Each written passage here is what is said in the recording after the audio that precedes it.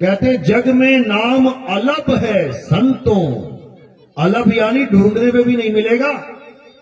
लेकिन दुविधा देखो, एक भी चैनल खोल लो, टीवी चैनल जो धार्मिक हो, उसमें तुम्हें सुबह से शाम तक सारे गुरुजी गुरुजी गुरुजी मिलेंगे। और नानक साहब कह रहे हैं गुरु मिलना दुर्लभ है, दुर्लभ।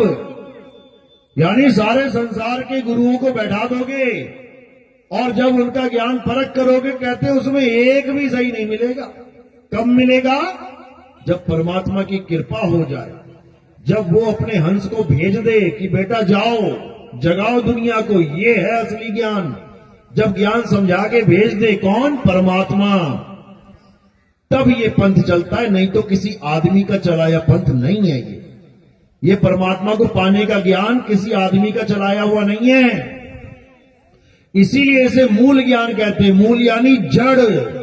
ये पूरे पेड़ की जड़ कहां से चल रही है, और जड़ अगर परमात्मा नहीं है तो वो पेड़ परमात्मा का हो ही नहीं सकता, क्योंकि जैसी जड़ होगी वैसा ही पेड़ होगा। आम की जड़ से कौन सा पेड़ निकलेगा? आम का पेड़। बरगद की जड़ से कौन सा पेड़ निकल रहा है? बरगद का पेड़। अमरूद की जड़ से कौन सा निकल रहा है? अमरूद का पेड़। यानी जैसी जड़ होगी वैसी उसका सारा खेल होगा। इसी प्रकार जिसके पास जड़ परमात्मा नहीं है, वो परमात्मा का पेड़ हो ही नहीं सकता। इसलिए मूल परमात्मा से अटैच होनी चाहिए। पंथ चलाने वाला कौन होना चाहिए? स्वयं परमपिता परमात्मा। तभी वो पंथ परमात्मा का है, नहीं तो वो काल का ही पंथ है। तो कहते हैं ये काल हमारा नाम लेके 12 पंथ चलाएगा। 12 पंथ काल फुरमाना, भूले जीव न जाए ठिकाना। 13वें पंथ हम ही चले आए, सब पंथ मीट के एक पंथ चलाए। ये साहिब की वाणी है। कह रहे हैं जब काल भगवान यानी ये मन रूपी शैतान सबको भरमा देगा, सबको A to Z, भगवान के नाम पे भी भरमा देता है ये। वैसे तो दुनिया को नचा ही रहा है मन, लेकिन भगवान के नाम पे भी नचा देता है। क्यों? सत्य ज्ञान प्रकट नहीं होने देता, असत्य के साथ जोड़ देता है। ये पत्थर पूजा, मूर्ति पूजा, मंत्र पूजा, हवन पूजा, यज्ञ पूजा, पितर पूजा, देव पूजा, ये सब क्या है? ये सब मन का खेल है।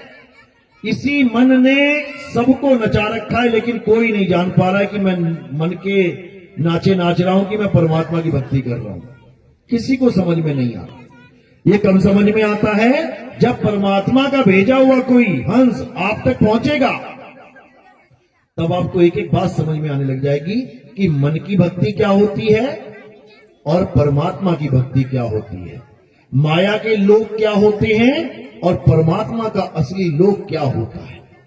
माया के लोग यानी ये स्वर्ग, नरक, ये अलख लोक, अगम लोक, अकह लोक, अनामी लोक, ये जितने भी लोक हैं ये क्या हैं? ये माया के लोक हैं। और परमात्मा का लोक क्या है? परमात्मा का लोक है शब्द। कहते हैं लोक अलोक शब्द है भाई, और जिन जाना तिन संशय जाई। जनरेटर बंद मत करना, 1 घंटा चलने दो इसको, बीच में नहीं रुकना चाहिए। तो इसी को समझा रहे हैं कबीर साहब कि जो असली ठिकाना है वो हमारा शब्द है। जो नकली ठिकाना है वो लोक है।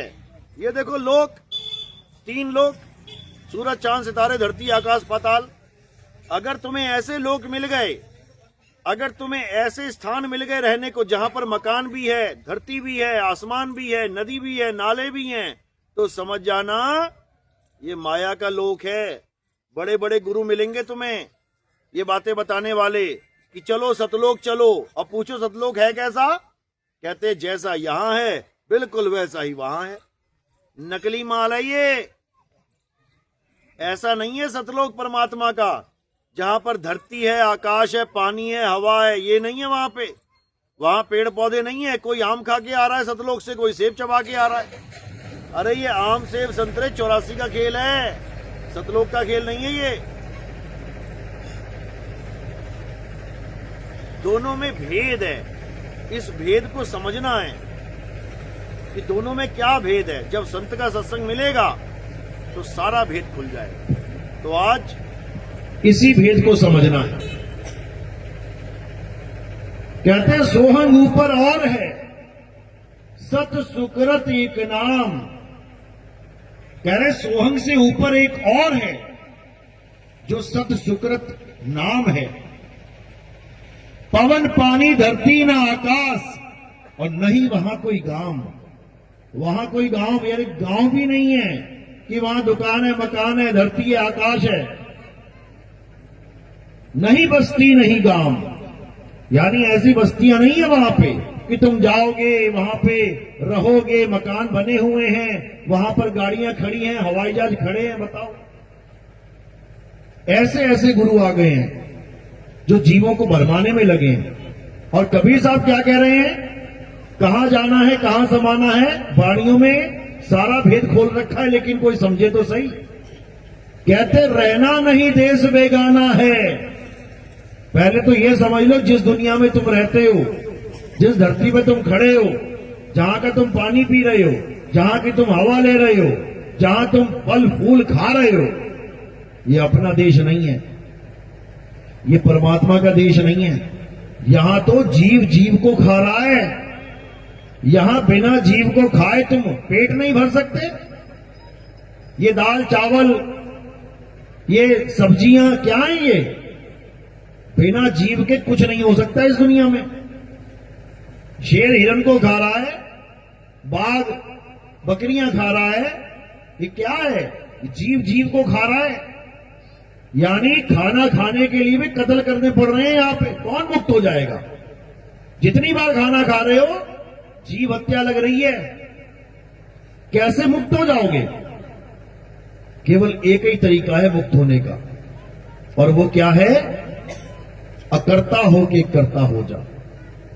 अकर्ता होके करता हो जा। करता तो है लेकिन अकर्ता होके, यानी दिल से ये भाव हटा देना है कि मैं कुछ खा रहा हूं, मैं कुछ कर रहा हूं। ना तुम कुछ खा रहे हो, ना ही तुम कुछ कर सकते हो। तुम अकर्ता हो तो खा कौन रहा है, कर कौन रहा है? हे अर्जुन, ये आत्मा अकर्ता है। इस दुनिया में होने वाला हर कार्य 5 तत्व, 25 प्रकृति, 3 गुण, मन और माया के द्वारा किया जाता है। ये देखो हाथ, ये किसने उठाया फूल को? तुम्हें लगेगा नितिन दास ने उठाया। क्यों?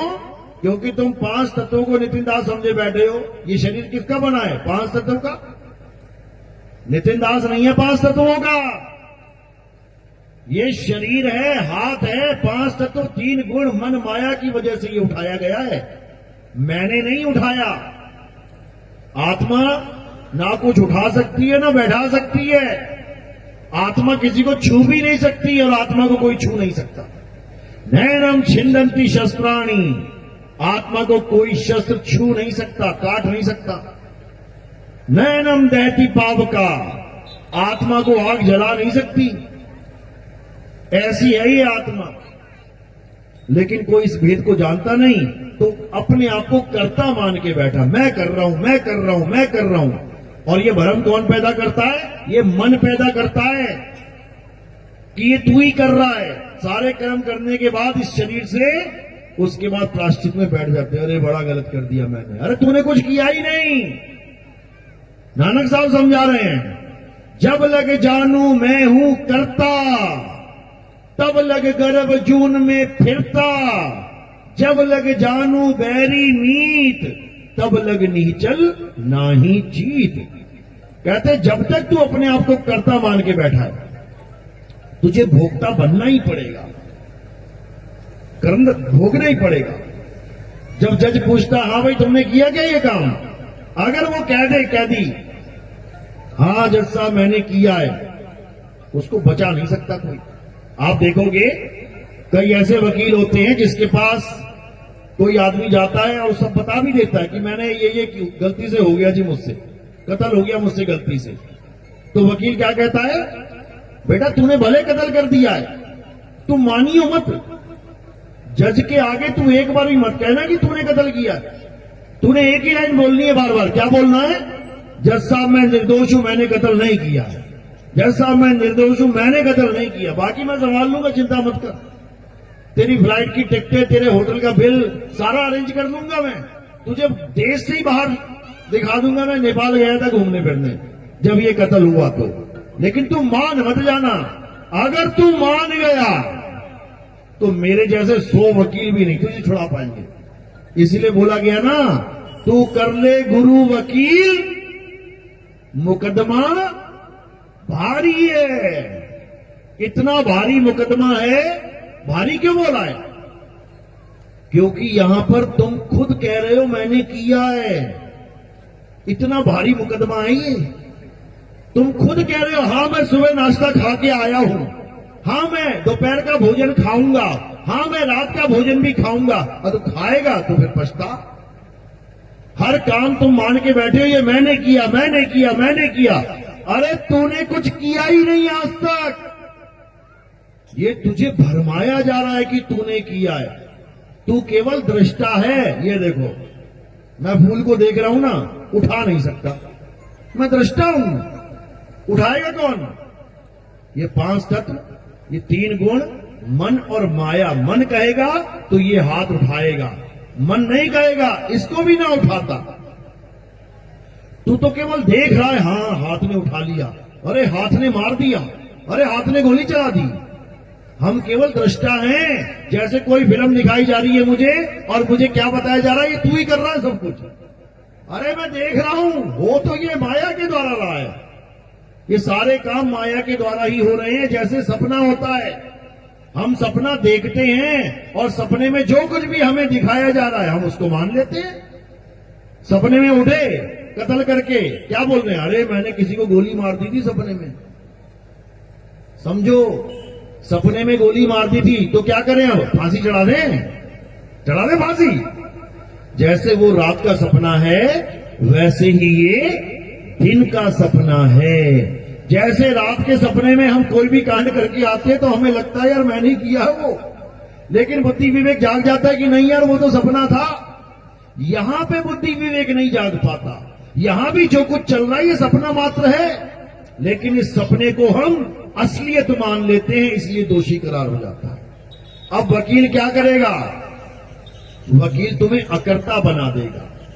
तुम्हारी फ्लाइट की टिकट, तुम्हारे होटल का बिल सब दिखा देगा। जज को कहेगा देखो जी मेरे बंदे ने कुछ नहीं किया, ये तो था ही नहीं यहां पे।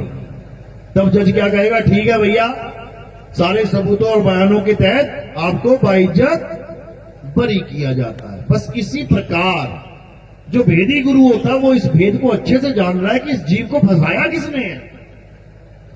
इस जीव को मन और माया ने फंसा रखा है, बार बार बार बार ये घोषित करके कि तूने किया, तूने किया, तूने किया। समझो, अपनी अपनी डेट ऑफ बर्थ याद है सबको? कि किस दिन, कौन से दिन पैदा हुए थे आप याद है? हाथ खड़ा करो जिसको याद है डेट ऑफ बर्थ अपनी। एक, बस एक को याद है? 2, 3, 5, 7, 20, 25 सबको याद होगी। छोड़ो, यही सबसे बड़ा भ्रम है कि तुम पैदा हुए थे। अजन्मा कब से पैदा हो गया? यही सबसे बड़ा भ्रम है कि तुम पैदा हुए थे। और अगर ये भ्रम तुम्हारे अंदर है कि मैं पैदा हुआ था तो पक्का मरोगे, फिर तुम्हारी डेट ऑफ डेथ भी लिखी जाएगी। लेकिन मेरे भाई तुम अजन्मे हो, तुम अमर हो, ईश्वर अंश जीव अविनाशी। सारी उम्र बीत गई गाते गाते, और उसके बाद उसी अमर जीव का भोग करवा देती। ये जी मर गया, पापा मर गया मेरा, ये मेरी मां, अरे वो तो अमर था यार, मर कैसे गया? यही भ्रम है कि मैं पैदा हुआ हूं और मैं मर जाऊंगा। यही भ्रम है कि मैं सारे काम कर रहा हूं। कुछ भी नहीं करता मैं, कुछ भी। मैं केवल सपना देख रहा हूं। ये दिन का सपना, वो रात का सपना, बस दृष्टा हूं मैं, दृष्टा, इससे ज्यादा कुछ नहीं। तो कबीर साहब यही समझा रहे हैं, पानी में पानी मिला और मिला पौन में पौन। और मैं तो से पूछूं पंडिता, इनमें मरा कौन? कौन मरा इसमें? 5 तत्व का चोला पहन लिया और 5 तत्व का चोला उतार दिया। जिसने पहना उसी ने उतार दिया, चोला गिर गया जमीन पे, पहनने वाला थोड़ी नहीं गिर गया, वो फिर दोबारा पहन लेगा एक और। इसको नहीं समझ पाता कोई, पंडित जी को नहीं समझ में आ रहा, जो ये बाणियां गाता फिर रहा है, ईश्वर अंश जीव अविनाशी। उसको पूछो अविनाशी कब से मर गया? भाई तू किसका भोग लगा, तू किसकी तेरवी कर रहा है? जो मर गया उसकी तेरवी होती है, मरा कौन? शरीर। बताओ, शरीर की तेरवी कर रहा है, और जीव अमर है, उसको जानता तक नहीं। तोता पिंजरे में से उड़ गया, तोता तो उड़ गया 6 बजे, और अगले दिन पिंजरे को जला के कह रहे हैं कि इसकी मुक्ति हो जाएगी। किसकी? पिंजरे की। पिंजरे की मुक्ति करवाएगा मंत्र मार के। अंतिम संस्कार तोते का करना था कि पिंजरे का? तोता तो पहले ही उड़ गया, और पिंजरे को 4 लोग लेके जा रहे हैं, राम नाम सत्य, राम नाम सत्य। उसके बाद पिंजरे के मुंह में डाल के घी उसको जला देते, कहते हैं मुक्ति हो गई। किसकी? तोते को तो पकड़ ना पाए, जिसकी मुक्ति करवानी थी। जीव की मुक्ति चाहिए ना, जीव तो पहले उड़ गया, और मुक्ति करवा रहे हैं पिंजरे की। बताओ, इससे बड़े बेवकूफ कहां मिलेंगे? तो इसीलिए कबीर साहब यही समझा रहे हैं कि लाखन में कोई समझ ना पाई है, कोटि मध्य जानेंगे। और कहें कबीर, सुनो भाई साधो, हमें बिरले हंस पहचानेंगे। कहते हैं लाखन में कोई समझ ना पाई है, इस ज्ञान को लाखों में कोई नहीं समझ सकता, लाखों में। और कोटि मध्य जानेंगे, करोड़ों में कोई बिरला हंस होगा जो इस ज्ञान को समझता है। तो कह रहे हैं ये ज्ञान ऐसा दुर्लभ है, पहली बात तो सुनने में नहीं मिलता, सुनने को नहीं मिलेगा, सारा जन्म बीत जाएगा। और अगर सुनने को मिल जाए तो समझ में नहीं आएगा, समझ में आ जाए तो इसको धारण नहीं कर पाएगा। क्यों? लोक लाज। अरे दुनिया क्या कहेगी, अरे ये इतना बड़ा काली मां का भगत था, अरे इतना बड़ा ये खाटू श्याम का भगत था, अरे इतना बड़ा ये उसका भगत था, उसका भगत। अरे सारा छोड़ दिया इसने, तो ये तो नास्तिक हो गया। कई लोग तो यहां तक कहते हैं अरे ये बड़ा मंदिर बनाया था इसने, अपना ही मंदिर बनाया, उसी में दर्शन करने नहीं जाता, लग रहा मुसलमान हो गया। ऐसे ऐसे ताने मिलते हैं, तो जीव डर के मारे इस ज्ञान को अपनाता ही नहीं है। लेकिन वो भूल जाता है कि बेटा ये केवल ताने हैं, ये केवल ताने हैं, अक्षर हैं केवल। अगले जन्म में ये ताने नहीं, ये 84 के ताने बाने मिलने वाले हैं। ये केवल अक्षरों के ताने नहीं, 84 के ताने बाने हैं आगे जाके। शेरों के मुंह में जाना पड़ेगा हिरण बन के, शेरों के मुंह में जाना पड़ेगा जंगली सुअर बन के, हालत खराब हो जाएगी। मगरमच्छों के मुंह में जाना पड़ेगा, पानी पीने जाओगे ना एक घूंट, पता लग जाएगा क्या कीमत है पानी की। आज तो देखो ट्रंक भर भर के ट्रालियां पानी जहां मर्जी ले जाओ, टंकियां भर लो 2-2 हजार लीटर की, फिर ना मिलेंगी, फिर ना मिलेंगी ये टंकियां। फिर तो पता है कि शेर ने दौड़ाया 2 किलोमीटर, अब प्यास लग रही है भाई, अब जाना ही पड़ेगा तालाब के पास। क्यों? क्योंकि जिसने उसको मगरमच्छ बनाया है उसका भी इंतजाम कर रहा है, किसको खाएगा ये, इसी को खाएगा जो पानी के पास जाएगा। ऐसा जुगाड़ बना रखा है इस जुगाड़ी ने। और ये जुगाड़ी कौन है? ये बड़ा तगड़ा जुगाड़ी है ये।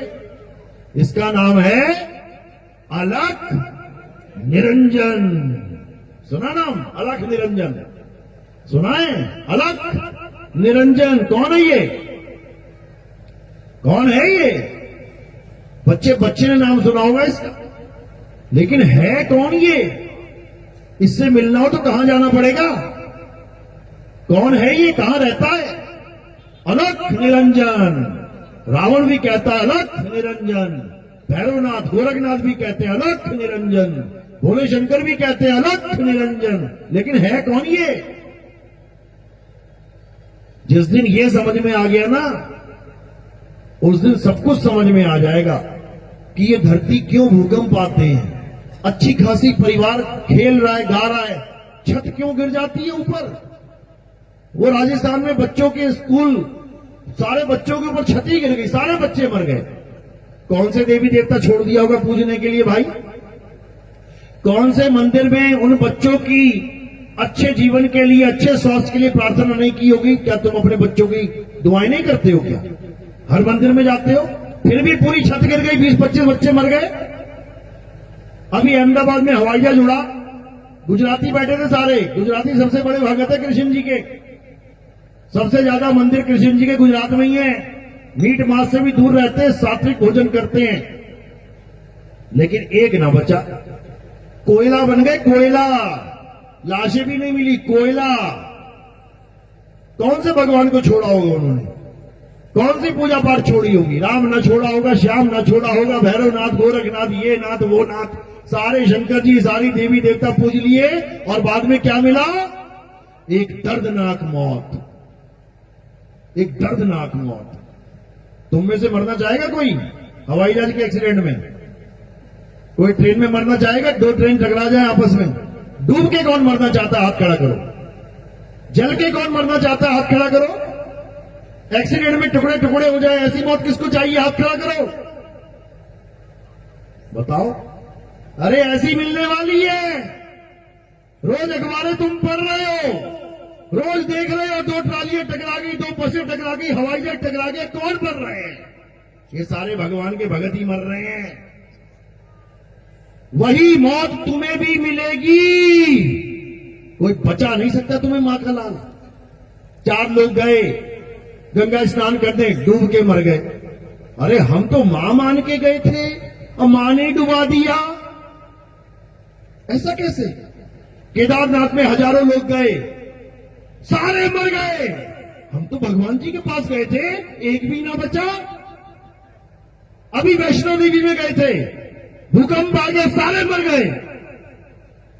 तो भगवान के भक्तों के साथ ये हो रहा है, तो फिर बचेगा कौन?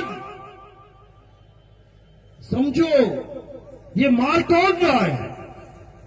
अभी तुम्हें यह भी नहीं पता मार कौन रहा है।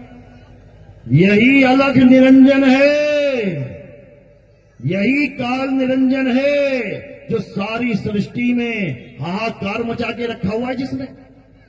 ये जापान नहीं छोड़ता, ये अरब देश नहीं छोड़ता, ये भारत नहीं छोड़ता, ये अमेरिका नहीं छोड़ता, ये पाकिस्तान नहीं छोड़ता, ये किसी को नहीं छोड़ता। ये सारी सृष्टि का मालिक है और सबको गाजर मूली की तरह उगा रखा है। तुम सबको ये गाजर मूलियां बैठे हैं सारे, जब उसका मन करता है गाजर उखाड़ी खा गए। वो 4 गाजरें रो रही हैं, अरे मेरा बाप मर गया, अरे मेरी मां मर गई, मेरा बच्चा मर गया। उसको कोई फर्क ना पड़ता, उसको खाने से मतलब है। तो कबीर साहब समझा रहे हैं, 3 लोक एक जेल है, पाप पुण्य 2 जाल, सारा जग भोजन बना, खाने वाला काल। कौन है ये काल? कौन है ये काल? जिसने किसी को नहीं छोड़ा। अरे तुम्हारी घरवाली छोड़ो, शंकर जी की घरवाली नहीं छोड़ा, उसको नहीं छोड़ा। 6 महीने लेके घूम रहा है, अरे कोई जिंदा कर दो भाई, कोई जिंदा कर दो। विष्णु जी आ गए, वो भी जिंदा ना कर पाए, चक्कर मार के 9 टुकड़े कर दिए। वो तो कहीं भी करवा लेता, वो 9 टुकड़े ही कर देते, कहीं करवा लेता भाई। समझो, किसी को नहीं बख्शा जाएगा। सब काल के मुंह में बैठे हैं और काल के मुंह में ही जाएंगे। अगर इस काल को अच्छे से देखना है, समझना है, तो गीता पढ़ो, अध्याय 11 पढ़ो। अर्जुन को दिखाया जाता है ये काल का रूप। जब अर्जुन देखता है ऊपर आसमान में विराट रूप देखता है, तो वहां क्या दिखाया जाता है? बड़े बड़े दांत, बड़ी बड़ी विशाल आंखें, बड़े बड़े मुंह से आग निकल रही है। सारे लोग उड़ते हुए जा रहे हैं उसके मुंह में, सारी दुनिया के लोग उड़ते हुए उसके मुंह में जा रहे हैं, और वो सबको चूरा बना रहा है, चूरा। अर्जुन कह रहा है, महाराज कौरवों की यानी अधर्मियों की सेना तो आपके मुंह में जा ही रही है, हमारी सेना भी तुम्हारे मुंह में जा रही है। तुम तो धर्म की रक्षा करने के लिए आते हो, और धार्मिक ही नहीं छोड़ रहे तुम तो बंदा कोई। बोल रहे हो यदा यदा ही धर्मस्य ग्लानिर्भवति भारत अभ्युत्थानम् अधर्मस्य तदात्मानम् सृजाम्य हम। जब जब धर्म की हानि होती है, जब जब अधर्म का बोलबाला होता है, तब तब मैं धार्मिक पुरुषों की रक्षा के लिए आता हूं। ले लो, रक्षा करवा लो। वो सारी सेना उसके मुंह में जा रही है। अर्जुन हाथ जोड़े फरियाद कर रहा है, अरे हमारे वाले तो छोड़ दो, कौरवों को खा गए, हमारे वाले तो छोड़ दो। तो क्या बोले वो?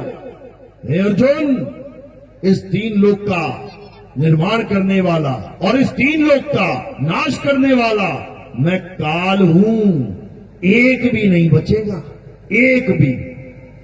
इसका मतलब ये नहीं कि पांचों बच जाएंगे, वो पांचों भी चले गए काल के मुंह में, वो भी नहीं बचे। तो ये वो काल है भाई जिससे कोई नहीं बच सकता, कोई भी नहीं। तो अर्जुन ने बताया कि आप क्या कर रहे हो, आप लोगों के सिरों को चूड़ा कर रहे हो, उसके बाद उसको चाट रहे हो, जीभ निकाल निकाल के लोगों को चाट रहे हो। जैसे बच्चा आइसक्रीम चाटता है, ऐसे ही समझ लो मुंडी पकड़ रखी किसी की, उसको खा के खूनम खून हो गया है, अब उस खून को चाट रहे हो। ये भगवान के लक्षण है क्या? ऐसा परमात्मा चाहिए क्या, खून चाटने वाला? कौन कौन लहसुन प्याज नहीं खाता? आप क्या करोगे? लहसुन प्याज नहीं खाता जो वैष्णव है, जो कृष्ण जी का परम भगत है, कोई एस्कॉन टेम्पल वाला है, कोई वृंदावन वाला है, कहते लहसुन प्याज नहीं खाएंगे। क्यों? भगवान को पसंद नहीं है। भगवान को जो पसंद है ना वो दिखा रहा है गीता में क्या पसंद है उसे, किसको खा रहा है, किसको चाट रहा है, लिखा हुआ है सब कुछ, आंखें खोल के पढ़ लेना।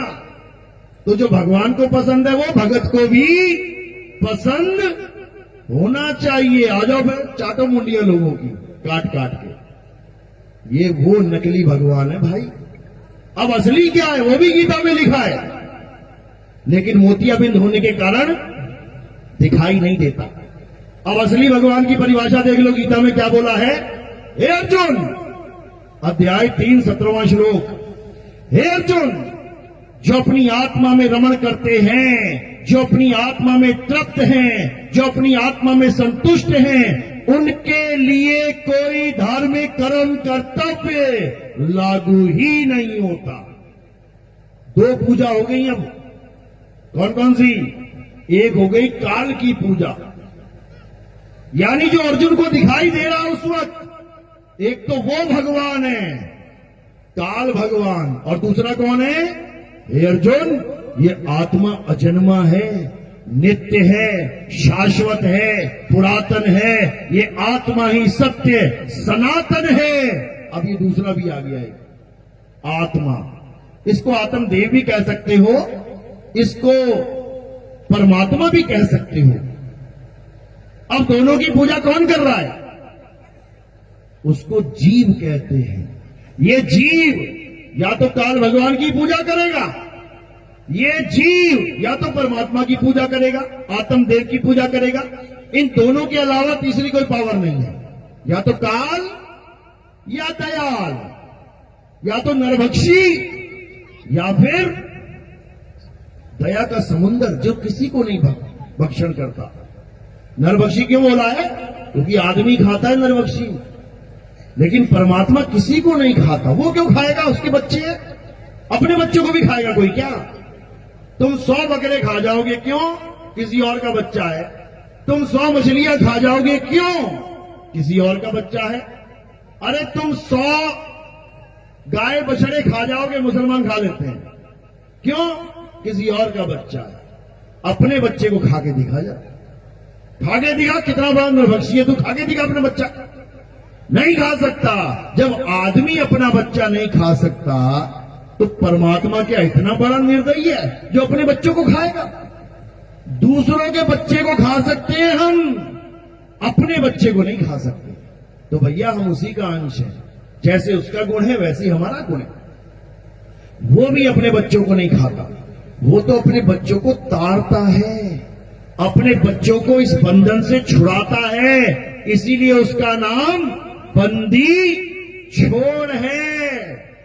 इस काल भगवान ने सबकी डेट ऑफ एक्सपायरी दे रखी है। दवाई लेने जाते हो ना, मैन्युफैक्चरिंग और एक्सपायरी दोनों पकड़ा देते हैं तुम्हें, बेटा यह बनी है और यहां खत्म हो जाएगी। बिल्कुल उसी तरह अविनाशी की डेट ऑफ बर्थ और डेट ऑफ डेथ ये काल भगवान निर्धारित करके भेजता है इस दुनिया में, जिसको विधि का विधान कहते हैं।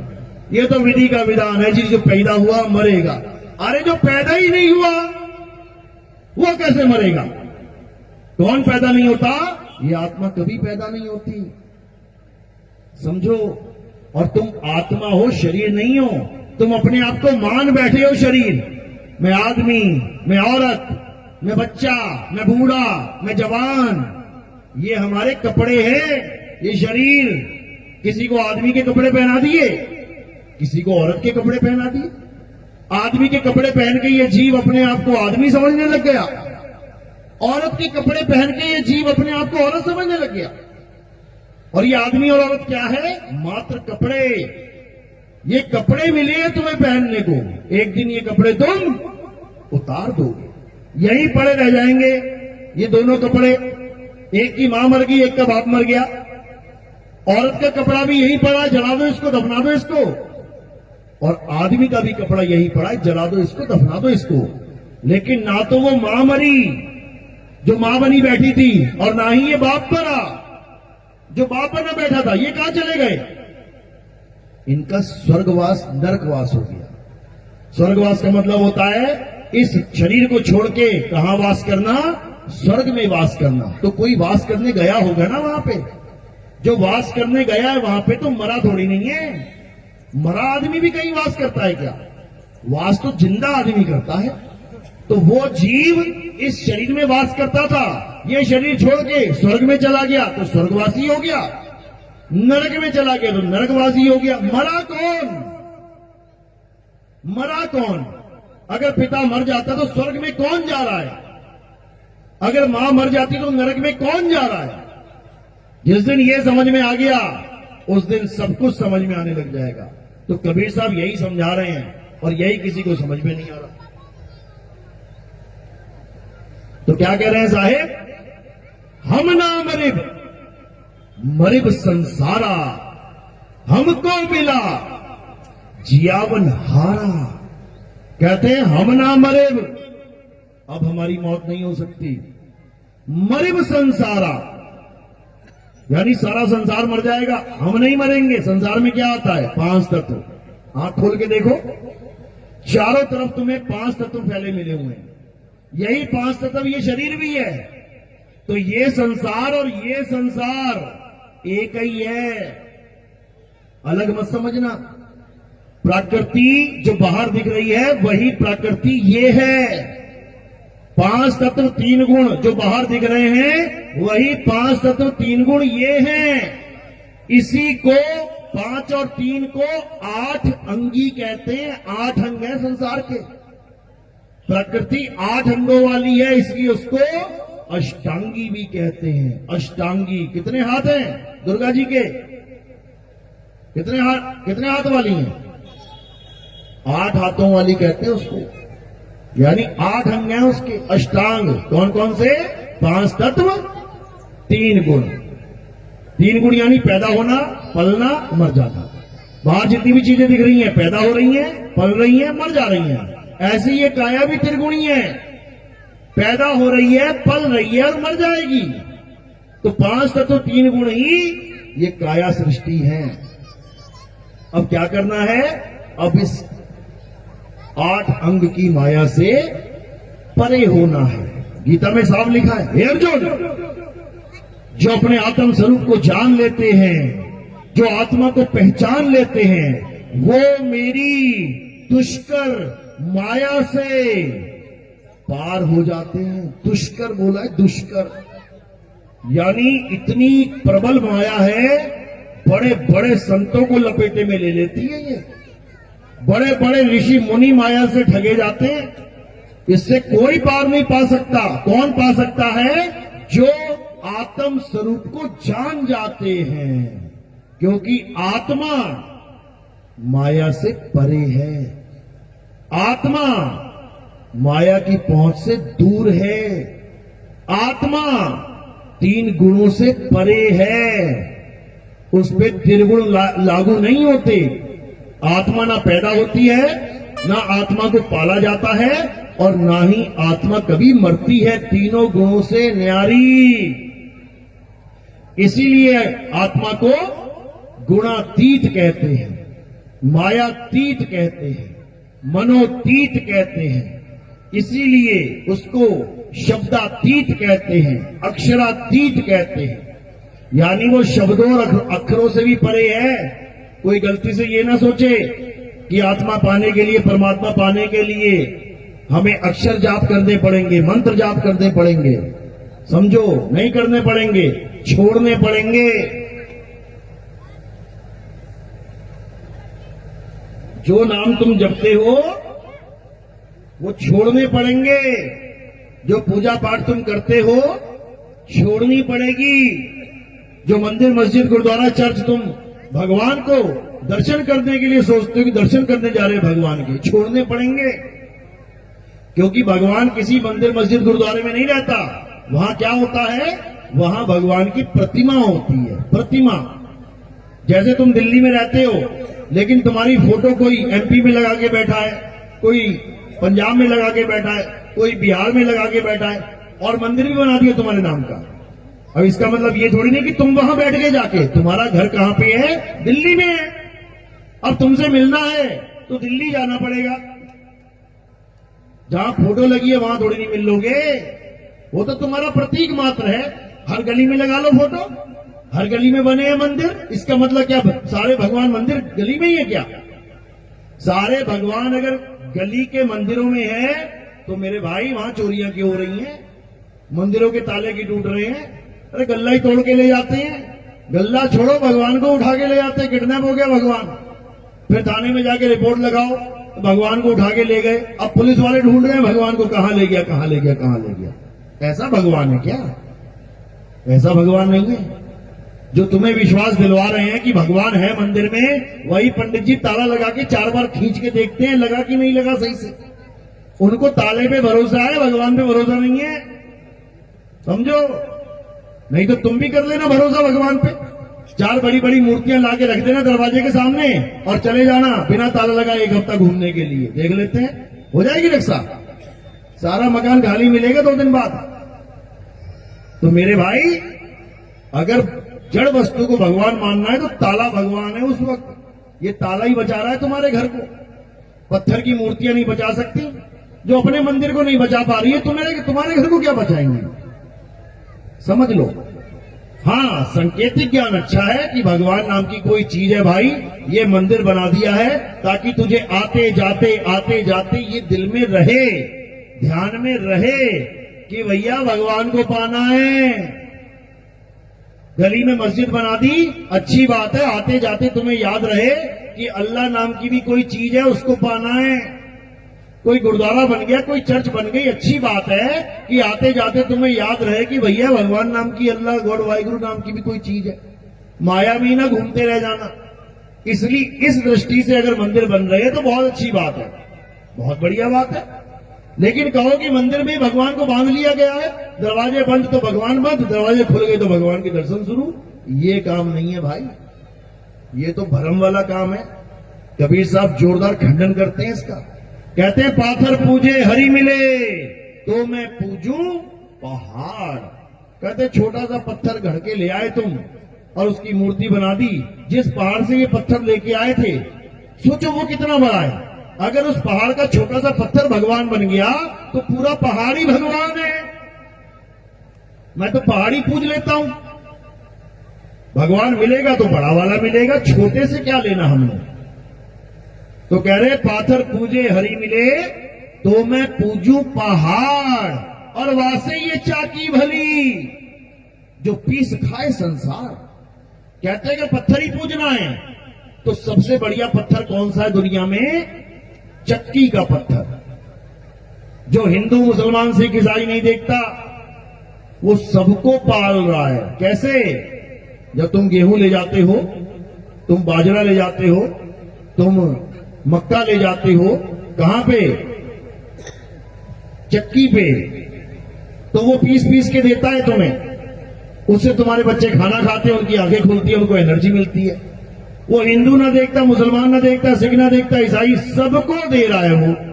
तो एक चक्की का पत्थर ऐसा है जो सबका भरण पोषण कर रहा है, वो सबके जीवन में अहमियत रखता है। हिंदुओं के मंदिर के पत्थर केवल हिंदुओं के लिए हैं, मुसलमानों के लिए नहीं है। वो तो तोड़ दे सारे, उनका बस चले। तो जब उनका राज आया था तो सारे मंदिर तोड़ तोड़ के मस्जिदें तो बनाई गई थी। तो हिंदुओं का पत्थर हिंदुओं के काम का है केवल। लेकिन चक्की का पत्थर देख लो, अगर गांव में एक चक्की और हिंदू मुस्लिम सिख ईसाई सारे रहते हैं, वही लाइन लग जाएगी सबकी, सब परेशान हो जाएंगे, सब कहेंगे ये चक्की जल्दी ठीक हो जाए। तो वो पत्थर सबसे जुड़ा हुआ है, अगर पूजना है तो उसी को पूज ले यार, वही भगवान का रूप है। जब सारे कण कण में भगवान है तो चक्की का पत्थर क्या बिना भगवान के है? उसमें भी तो भगवान है। लेकिन समझ में नहीं आता लोगों को, सोचते हैं एक मूर्ति लेके आएंगे, उसमें प्राण डलवाएंगे। बताओ, अरे प्राण भगवान डालता है इंसान के कि इंसान डालता है भगवान के? यही समझ में नहीं आ रहा किसी को। अगर कण कण में परमात्मा है तो प्राण डालने की जरूरत क्या है? वो तो कण कण से तो मूर्ति बनी है पहले से ही, तो उसमें परमात्मा पहले से होना चाहिए। जिसमें परमात्मा पहले से है उसमें तुम प्राण डाल रहे हो, बताओ। और प्राण डाल भी दिए तो कुछ दिखना चाहिए कि हां इसमें प्राण डले हैं। दो लोग बैठे हैं, बैठे बैठे गिर गए, एक बेहोश हुआ और एक मर गया। अब डॉक्टर ने देखा जो बेहोश हुआ है उसके प्राण चल रहे हैं। वो क्या कह रहा है? नहीं नहीं, मरा नहीं है, चिंता मत करो, उड़ जाएगा ये। और दूसरे वाले के प्राण चल नहीं रहे हैं, तो उसको क्या बोल रहा है? ये मुर्दा हो गया। कुछ तो फर्क है ना, प्राण है या नहीं है में। प्राण है तो वो जिंदा रख दिया डॉक्टर ने, और प्राण नहीं है तो मुर्दा बना दिया। चलो ठीक है, दो मूर्तियां लेके आते हैं, एक मूर्ति में प्राण डाल दिए जाएं पंडित जी के द्वारा, दूसरी में नहीं डलवाते हैं और दोनों को टेढ़ा कर देते हैं। अब बताओ कौन सी वाली उठेगी? कौन सी वाली उठेगी? ना प्राण वाली और ना बिना प्राण वाली। इसका मतलब मामला गड़बड़ है भाई। प्राण वाला भी वैसा ही है और बिना प्राण वाला भी वैसा ही है, तो फायदा क्या हुआ? चलो एक पंडित जी से नहीं, 100 पंडितों से 100 बार प्राण डलवा लेते हैं, उसके बाद दोनों को टेढ़ा कर देते हैं, उठेगी क्या? जब 100 बार प्राण डाल के भी ना उठ पाई तो तुम्हें क्या उठाएगी? डुबाएगी वो। तो उठाने वाला कौन है उसको जान लो। अभी बैठे हुए ना तुम लोग, अभी सत्संग खत्म होगा तो क्या करोगे? उठोगे। किसने उठाया? किसने उठाया तुम्हें? आत्मा ने। और आत्मा ने शरीर को छोड़ दिया, उड़ जाओगे। तो जितना बैठे हुए ना, ये भी नहीं बैठ पाओगे, लुढ़क जाओगे यहीं पे। फिर 4 लोग उठाने आएंगे जिनमें आत्मा होगी, और कहो उनकी आत्मा ने छोड़ दिया, वो भी तुम्हारे साथ लुढ़क जाएंगे यहीं पे।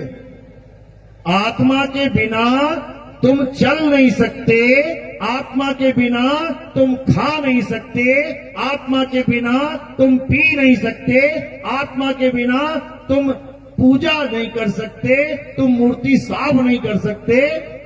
तो मूर्ति भगवान है कि आत्मा भगवान है? मूर्ति ताकतवर है कि आत्मा ताकतवर है? मूर्ति उठा रही है तुम्हें या तुम उठा रहे हो मूर्ति को? यही समझ लो पहले। आत्मा के बिना ना तो तुम जय श्री राम बोल पाओगे, आत्मा के बिना ना तो कोई मुसलमान अल्लाहू अकबर बोल पाएगा, आत्मा के बिना ना तो कोई सिख भाई सत श्री अकाल बोल पाएगा, आत्मा के बिना ना ही कोई ईसाई हालेलुया बोल पाएगा। तो फिर कौन बड़ा है? अरे आत्मा ही है जो कुछ है। इसी आत्मा को गीता में सत्य की उपाधि दी गई है। अध्याय 2 16वां श्लोक पढ़ो। क्या कह रहे हैं? हे अर्जुन, इस दुनिया में 2 प्रकार के तत्व हैं। कौन कौन से? एक तो नाशवान तत्व जिसे हम असत्य कहते हैं, और दूसरा अविनाशी तत्व जिसे हम आत्मा कहते हैं।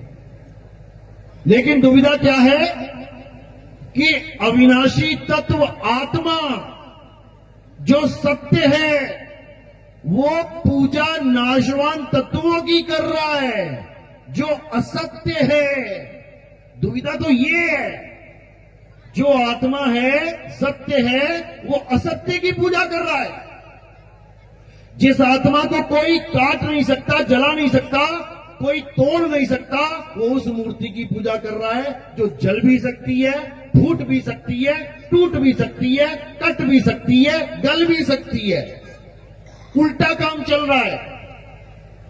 इसीलिए गीता में बार बार कृष्ण जी ने आत्मा की महिमा गाई है। हे अर्जुन, ये आत्मा ही परम सत्य है। इस आत्मा का ज्ञान प्राप्त हो जाना अति दुर्लभ है। और ये कब प्राप्त होता है? अध्याय 4 34वां श्लोक पढ़ो, क्या कह रहे हैं? हे अर्जुन, जो सत्य मैं तुम्हें समझा रहा हूं, जिस आत्मा रूपी सत्य के बारे में मैं तुम्हें बता रहा हूं, अगर तुम इस सत्य को प्राप्त करना चाहते हो तो कहां जाओ? मंदिर, मस्जिद, गुरुद्वारे? बिल्कुल नहीं। तो तुम ऐसे तत्वदर्शी संत की शरण में जाओ जिसने दोनों प्रकार के तत्वों का ज्ञान प्राप्त कर लिया है, जो असत्य तत्वों को भी अच्छे से जानता है और सत्य तत्वों को भी अच्छे से जानता है। वही तुम्हारा सारा अज्ञान बहा के तुम्हारे अंदर ज्ञान का प्रवेश करा देगा। और वहां जाने पे क्या करना है, ये भी लिखा है कि तुम उस संत की शरण में जाके दंडवत प्रणाम करके और अपने मन में जितनी भी शातिराना चालें हैं, जितना भी छल कपट है, वो सब त्याग के उनसे हाथ जोड़ के ज्ञान को प्राप्त करो। क्योंकि आजकल लोग क्या करते हैं, गुरुओं के पास जाते हैं। क्यों जाते हैं? यार ज्ञान तो बहुत बढ़िया बता रहा है यार, दुनिया पीछे लग गई इसके, यार ये ज्ञान मुझे भी मिल जाए तो मैं भी दुनिया को पीछे लगा लूंगा। आजकल ये ट्रेंड चल रहा है।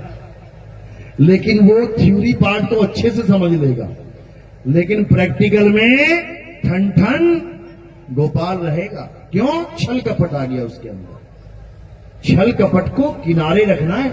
अर्जुन छल कपट वाला नहीं था। अर्जुन क्या छल कपट वाला आदमी था? बिल्कुल भी नहीं। वो तो कह रहा था 5 गांव भी नहीं चाहिए यार। वो तो ऐसा था कि कहता मैं 5 गांव भी नहीं चाहिए, मैं अपने भाइयों का, जबकि दुश्मन बने हुए हैं, उसकी बीवी को निर्वस्त्र भी कर दिया उन लोगों ने, फिर भी वो अर्जुन उन पर दया कर रहा है। तुम्हारी घरवाली को कर दिया ना किसी ने चौक पे निर्वस्त्र, तुम सारी उम्र यही सोचोगे कैसे गर्दन रेत दूं इसकी मैं, कैसे इसको जहर खिला दूं, कैसे इसको गोली मार दूं। और अर्जुन क्या कह रहा है कि भले इन 100 भाइयों ने मिलके मेरी घरवाली को कपड़े उतार दिए उसके, लेकिन फिर भी वो कह रहा है मुझे नहीं चाहिए 5 गांव, मैं इनका कत्ल नहीं करूंगा। धर्मात्मा है वो। उस तक को कृष्ण जी कह रहे हैं तू छल कपट रहित होके जाना गुरु जी के पास। क्यों? क्योंकि सबके अंदर एक शिकारी बैठा हुआ है। सबके अंदर एक शिकारी बैठा हुआ है और उसका नाम क्या है? अलख निरंजन। ये मन, ये शातिर है भाई, सबके अंदर बैठा है, सबकी दुकान वही चला रहा है। ये तुम्हें लग रहा है कि तुम अपने मन से जी रहे हो, तुम अपने आप से जी रहे हो। सुबह से लेके शाम तक, शाम से लेके रात तक तुम उसी की गुलामी कर रहे हो। सुबह कितने बजे उठते हो आप लोग? कोई 4 बजे, कोई 5 बजे, कोई 6 बजे, कोई 10 बजे, कोई 12 बजे। क्यों? क्योंकि जब मन करता है ना उठ जा, तभी उठते हो।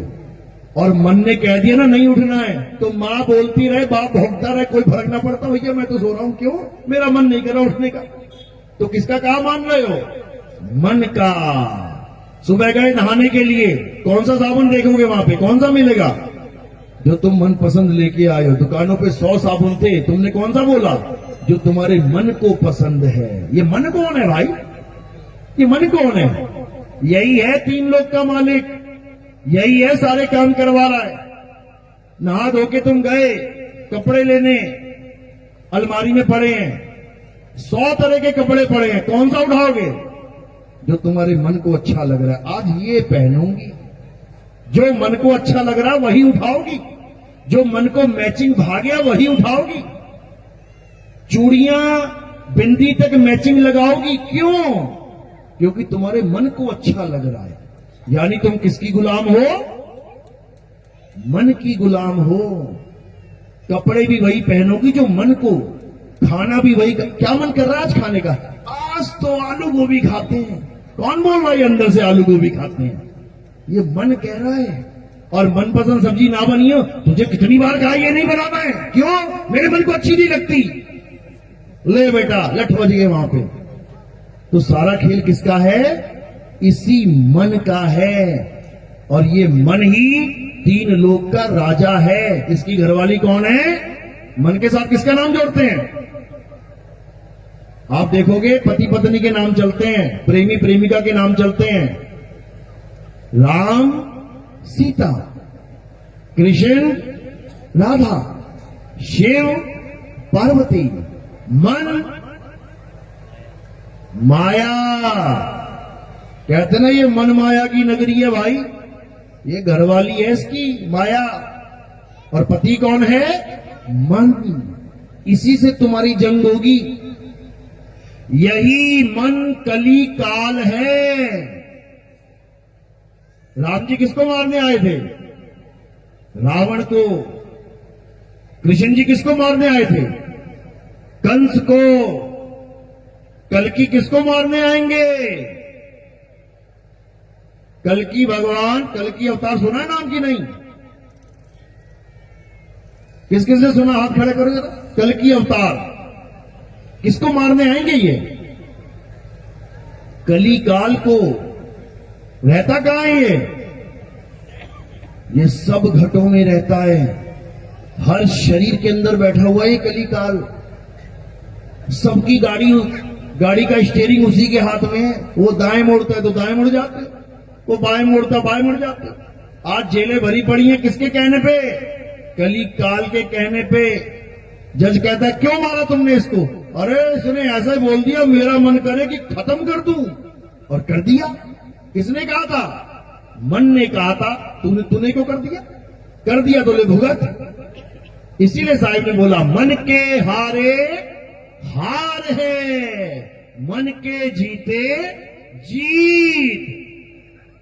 यही है जिसके साथ तुम्हारी जंग होगी। इसी मन का खात्मा करने के लिए कल की अवतार आएंगे। इसीलिए साहिब ने क्या बोला कि जब कल की अवतार आएंगे, निकलंक अवतार आएंगे, निकलंक राया आएंगे, तो क्या होगा? मन को मार गगन चढ़ जाई, मान सरोवर बैठ नहाई। उसके बाद ये मन का खात्मा होगा। अपने अपने मन को सब कोई डारो मार। सब अपने अपने मन का खात्मा करेंगे, और जो अपने मन का खात्मा कर देगा वो मुक्त हो जाएगा। और जो मन का गुलाम बना रहेगा वो यहीं धक्के खाएगा 84 में। उसका कुछ होने वाला नहीं है। तो साहिब यही समझाने के लिए आए कि तेरा साईं तुझ में है और दुश्मन भी तुझ में ही। अगर परमात्मा तेरे अंदर है तो काल भी तेरे अंदर बैठा हुआ है। दोनों की पहचान कर। असत्य को त्याग, काल को त्याग, और सत्य को अपना, निकलंक राया को अपना, आत्मा को अपना। जब आत्मा को अपना लोगे तो ये मन अपने आप ठंडा पड़ जाएगा। तो क्या करना है? सोई गुरु पूरा कहावे, जो 2 अक्षर का भेद बतावे। एक छुड़ावे एक लखावे, तब प्राणी निज घर को जावे। यानी 2 प्रकार के अक्षरों का, 2 प्रकार के तत्वों का, 2 प्रकार के ज्ञान का, 2 प्रकार के नाम का भेद प्राप्त कर ले। एक सतनाम, एक असत नाम। असत नाम को छोड़ सतनाम को अपना ले। एक ज्ञान, एक अज्ञान। अज्ञान को छोड़ ज्ञान को अपना ले। एक आत्मा, एक मन। अरे मन को छोड़ और आत्मा को अपना ले। एक अक्षर और एक निअक्षर। अक्षर को छोड़ और निअक्षर को अपना ले। बात खत्म हो गई। इतनी सी बात को समझने में जन्मों जन्म बीत जाते हैं। तो अब क्या करना है? अब आत्मा के अलावा किसी को नहीं पूजना है। परमात्मा के अलावा किसी पर ध्यान नहीं देना। ये शरीरों की पूजा, ये पत्थरों की पूजा, ये मंदिर मस्जिद इंसानों के द्वारा बनाए हुए, इनको भगवान नहीं मानना भाई। इनको परमात्मा नहीं मानना। परमात्मा कहां है? जीव तिल माही तेल है, जीव चकमक में आग, तेरा साईं तुझ में है, जाग सके तो जाग। हे अर्जुन, जो अपने इस जीवन काल में आत्मा यानी अचल आत्मा, 2 आत्मा बताई गई गीता में। एक वो जो अचल है, एक वो जो चलायमान है। एक वो जो अडोल है, एक वो जो 84 में भटक रही है, जो 84 में भटक रही है उसको क्या बोलते हैं? उसको जीव आत्मा बोलते हैं, जीव आत्मा। और जो अचल है, अडोल है, सदा स्थिर रहने वाली है, वो कौन है? वो परमात्मा है। दोनों का भेद बता रखा है गीता में। अध्याय 2 पढ़ोगे, दोनों का जिक्र है। हे अर्जुन, ये जीवात्मा 84 लाख प्रकार की योनियों में भ्रमण करती है। एक तो है जो भ्रमण कर रही है, यानी चल रही है, और एक अध्याय 2 24वां श्लोक, हे अर्जुन, ये आत्मा अचल है। अचल यानी वो नहीं भ्रमण कर रही, वो चल नहीं रही है, वो अचल है। जिसके लिए गरीबदास जी महाराज समझा रहे हैं, सतगुरु के लक्षण कहूं अचल विहंगम चाल, हम अमरापुर ले गए ज्ञान सबद सरघाल। कहते हैं ऐसा गुरु मिल गया जिसने चल आत्मा को यानी जीव को अचल आत्मा से जोड़ दिया, यानी परमात्मा से जोड़ दिया। इस जीव को पीव से जोड़ दिया। जब जीव पीव से जुड़ जाएगा तो क्या हो जाएगा? पीव ही हो जाएगा। जैसे चलने वाली नदी को, नदी चलती है, आज उत्तराखंड से चली, यूपी में आई, यूपी से चली, एमपी में आई, एमपी से चली, महाराष्ट्र में आई, होती होती होती होती समुद्र में गिर गई। समुद्र अचल है, नदी चलती है। नदी जीव है और समुंदर पीव है। तो जब जीव पीव में एंट्री कर जाता है तो क्या होता है? जीव ही पीव हो जाता है। गरीबदास जी की वाणी में समझा रहे हैं, कहते कोटि तो ब्रह्मा भय, कोटि भय ईश, साहिब तेरी बंदगी से ये जीव होए जगदीश। कहते हैं ये जीव ही पीव हो जाता है जब इसे अपना अचल स्वरूप प्राप्त हो जाता है। चल स्वरूप नहीं, चल स्वरूप तो जीव का है। ये कुत्ता बिल्ली बकरा हाथी घोड़ा बन के बैठा हुआ, ये भी तो जीव ही है। ये जीव अनंत है, जग में जीव अनंत, न जाने पीव को बहुत कहा समझाए 84 के जीव को। बहुत समझा लिया इसको, लेकिन ये जीव पद को त्यागना ही नहीं चाहता। ये परमात्मा को भी काया में ढूंढ रहा है। इंगला पिंगला सुषमना में चला जाऊं, श्वासा का जाप कर लूं, कानों में बंद करके 5 धुनें सुन लूं, बर्बाद हो जाएगा। भगवान का नाम जप लूं, बर्बाद हो जाएगा। भगवान का नाम छोड़ और अपने सत्य स्वरूप को जान। तेरा सत्य स्वरूप ही परम पिता परमात्मा है। इसीलिए साहिब ने बोला, सत्य स्वरूपी नाम साहिब का, सो निज नाम हमारा। हमें केवल अपना स्वरूप जानना है। ये जंतर मंतर नहीं रटने हमने। कोई कह रहा राधे राधे राधे राधे कर लो, कोई कह रहा राम राम राम राम जप लो, मुसलमान है तो कह रहा अल्लाह अल्लाह कर ले, सिख भाई आ गया तो कहता वाहिगुरु कर ले। अरे तुम्ही ने बनाए हैं सारे नाम, ये इंसानों ने बनाए हैं नाम। ये हिंदी पंजाबी उर्दू फारसी, ये चाइनीज, ये मंगोलीज, ये डच फ्रेंच, ये पुर्तगीज, ये सारे नाम इंसानों ने बनाए हैं। इंसान अपने बनाए नाम ही जपने में लगा हुआ है। इससे कल्याण नहीं होगा। उसको जान जो इंसान बना नहीं सकता, और वो क्या है? शुद्ध चैतन्य आत्मा। बना के दिखा दे, नहीं बना सकता। इसको जानना है तो कहते हैं घर घर मंत्र देत फिरत हैं, माया के अभिमाना, और गुरुआ सहित शिष्य सब बूढ़े। कहां बूढ़े? नर्मदा नदी में बूढ़े क्या? ये गंगा में बूढ़ गए, 84 में बूढ़ गए।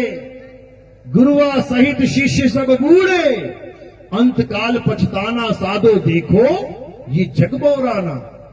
कहते जो घर घर मंत्र देते फिरते हैं, आओ बेटा राम राम जप लो, राधे राधे करो, राधे राधे, अल्लाह अल्लाह कर, वाहिगुरु वाहिगुरु कर, ये सब मंत्र जपनीय है, ये जपी है, ये जपी है। और जो तपस्या कराते हैं वो तपी हैं। जो घर बार छुड़वा देते हैं सन्यासी हैं। ये जपी तपी सन्यासी आत्मज्ञानी नहीं है भाई, ये मंत्र ज्ञानी है, तंत्र ज्ञानी है। तो कहते हैं गुरुआ सहित शिष्य सब बूढ़े, 84 में जाना पड़ेगा, गुरु को भी चेले को भी। क्या बनेंगे ये? अरे झूठा गुरु अजगर बना, 184 जाए और सारी संगत चींटी बनी, तोड़ तोड़ के खाए। आज जो तुम्हें लग रहा है वो गुरु के चेले देखो यार कितने हैं, 5 करोड़ है यार, 10 करोड़ है, ये 10 करोड़ चींटियां बनने वाले हैं और गुरुजी बन जाएंगे अजगर।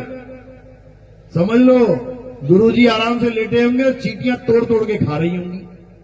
तो ऐसा गुरु हमें नहीं चाहिए भाई, जो खुद अजगर बन जाए हमें चींटी बना दे। हमें कैसा गुरु चाहिए? हमें स्वरूप सिद्ध गुरु चाहिए, स्वरूप सिद्ध। तो क्या है स्वरूप सिद्ध की निशानी? कि वो तुम्हें जंतर मंत्र तंत्र से छुड़वा देगा, वो नाम जाप से छुड़वा देगा, वो हर प्रकार की पूजा पाठ हवन यज्ञ, ये जितने भी तीर्थ मूर्त, ये व्रत उपवास, इसका व्रत कर लूं उसका व्रत कर लूं, सब छुड़वा देगा। और क्या बताएगा? तुम्हें तुम्हारी आत्मा की बात बताएगा। जल में मीन प्यासी, मोहे देखते आवे हांसी, आत्म ज्ञान बिना नर भटके, कभी काबा कभी काशी। ना तुम्हें काबा जाने देगा वो, ना ही तुम्हें काशी में भटकने देगा। वो क्या कहेगा कि जहां तू बैठा है वही तेरी आत्मा है और उसी आत्मा में परमात्मा विराजमान है, खोज ले। गुरु ग्रंथ साहब में वाणी आती है, हृदय नाम ध्याओ, घर बैठे प्रभु पाओ। कहीं बाहर जाने की जरूरत नहीं है। ये प्रभु कहीं गली नंबर 5 गली नंबर 10 में किसी मंदिर में खड़ा हुआ है, वो तेरे घट में विराजमान है। और गाते भी हो, तुझ में राम मुझ में राम सब में राम समाया, गाते तो हो, लेकिन जब रामनवमी आती है तो तेरा वाला राम मेरा वाला राम फेल हो जाता है, वो पत्थर वाला राम फिर भगवान बन जाता है। बताओ, अरे तुझ में राम मुझ में राम का मतलब है तुझ में भी आत्मा है, मुझ में भी आत्मा है। उसी आत्म राम की वजह से तू भी चल रहा है, उसी आत्म राम की वजह से मैं भी चल रहा हूं। और दोनों मिलकर किस राम की पूजा करने जा रहे हैं? जो चल ही नहीं पाता, उस राम को भगवान बना देते हैं। बताओ, आत्म राम की बात चल रही है भाई। कस्तूरी कुंडल बसे, मृग ढूंढे वन माही, ऐसे रमता राम है। रमता राम जो सब में रमा हुआ है, ऐसे रमता राम है जो दुनिया जाने नहीं। जो दुनिया नहीं जानती जिस राम को, उस राम को बताने के लिए आया हूं, उस राम की महिमा गाने के लिए आया हूं।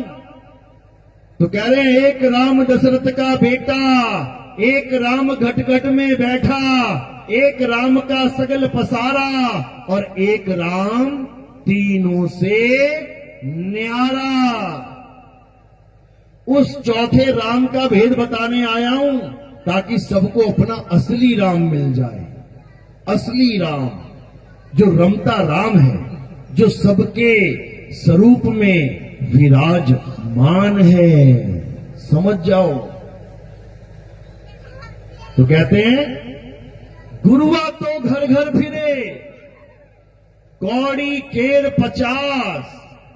अभी तुम भंडारा लगा दो और हल्ला मचवा दो कि जी हम बहुत बड़ा संत सम्मेलन करने जा रहे हैं, जो भी संत आएंगे उसको 10-10 हजार रुपए विदाई मिल जाएगी, 10-10 हजार रुपए विदाई देंगे उसको। फिर यहां तुम भीड़ देखना भैया, इतने भगत नहीं बैठे होंगे जितने तुम्हें संत ही संत दिखेंगे। क्यों? विदाई 10 हजार रुपए मिलने वाली है। समझो, कहते हैं गुरुआ तो घर घर फिरे, कौड़ी केर 50। एक एक कौड़ी में 50-50 गुरु आके बैठ जाएंगे। अपने रूप की खबर नहीं, शिष्य करण की आस। कहते हैं अपने रूप की खबर नहीं। उस गुरु को अपने रूप का कोई ज्ञान नहीं है कि वो आदमी है कि औरत है कि आत्मा है।